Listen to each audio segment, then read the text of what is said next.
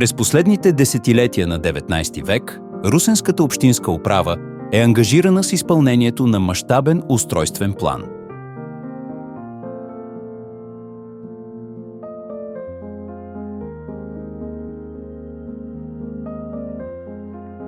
Множество стари постройки са съборени, отваря се пространство за прави и широки улици, изграждат се красиви и представителни сгради.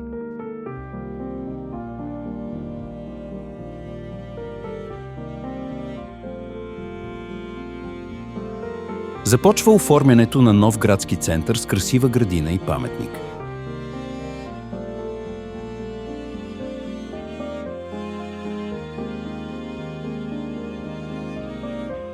През 1910 година Русенската община построява градско казино в периферията на новата градина.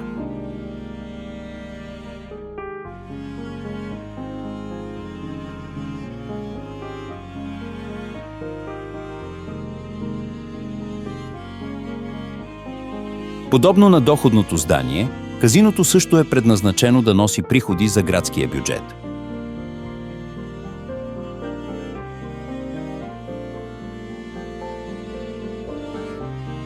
Един от първите наематели е Руди Шварц, който осигурява артистична програма от Виена и Будапеща.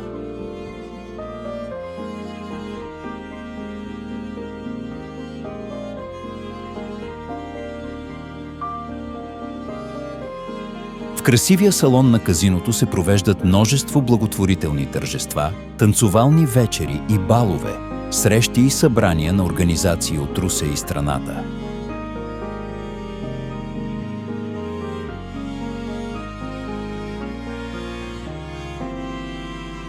В началото на 30-те години на 20 век ползата от приходите от казиното е преосмислена от управата на града.